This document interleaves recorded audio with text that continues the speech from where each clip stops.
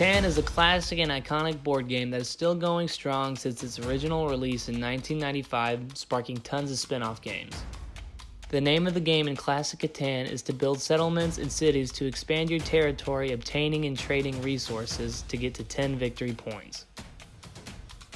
So to get started, we're going to need a setup. Each game of Catan comes with 19 terrain hexes, 6 C-frames, and 18 number tokens. First, set up the C-frames, matching the numbers on the joints. For instance, 2 locks into the other 2.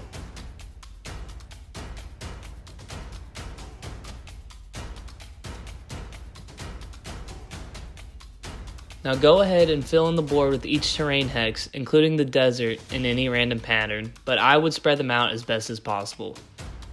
Now put 1 number token on each terrain hex except for the desert.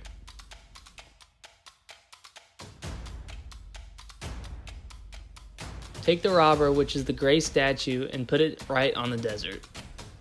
Now take notice of how many dots or pips are on the number tokens. The more pips, the higher chance that the number will get rolled. Choose a player to be the bank. This person will deal out resource and development cards throughout the game. Now each player picks a color and takes 5 settlements, 4 cities, and 15 roads. Now each player should roll the dice and decide who goes first.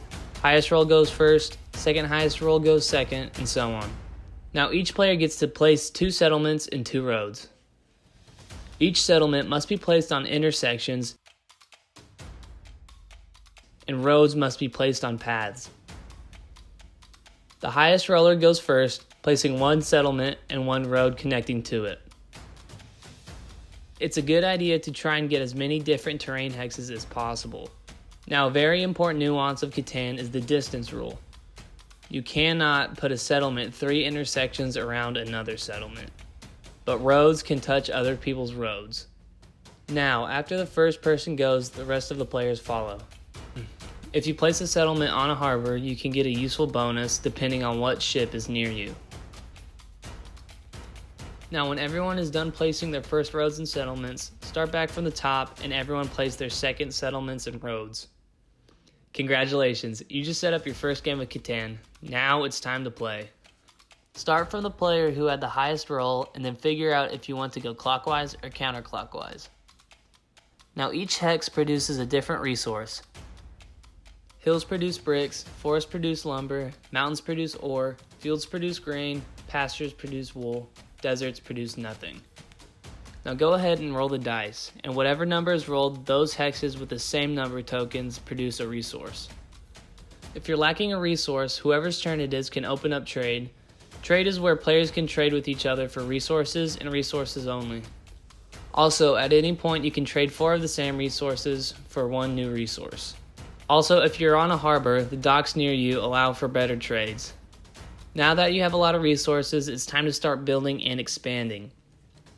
You can upgrade your pre-built settlements to cities, which allows you to gain 2 resources instead of just 1 when your hex is rolled. You can also build new settlements as long as they are touching a road. You can't build a settlement that doesn't connect to a road, and you can't build a road wherever you want. The roads must be touching another road or settlement/city. Each settlement is worth 1 victory point, and each city is worth 2 victory points. Now, if you roll a 7, the robber gets activated. Anyone who has 8 or more cards must discard half of their hand and return them to the bank. Next, the person who rolled the 7 moves the robber to any hex they want. Now that hex produces no resources until the robber is moved. Finally, the person who moved the robber chooses a player that has a city or a settlement adjacent to the hex the robber is on to steal 1 of their cards. Spending an ore, wool, and grain, you can get development cards, which are a good way to get an edge against your opponents, like moving the robber, stealing resources, or gaining a victory point. On the turn you purchase the card, you can't play it. You have to wait until your next turn.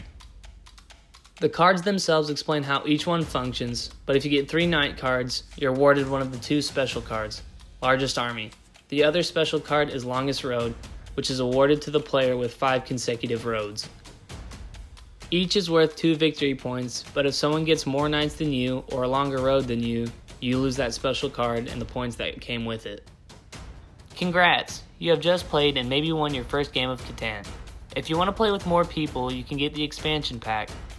Catan also has a few spin-off games if you enjoy the original. Now get out there and settle.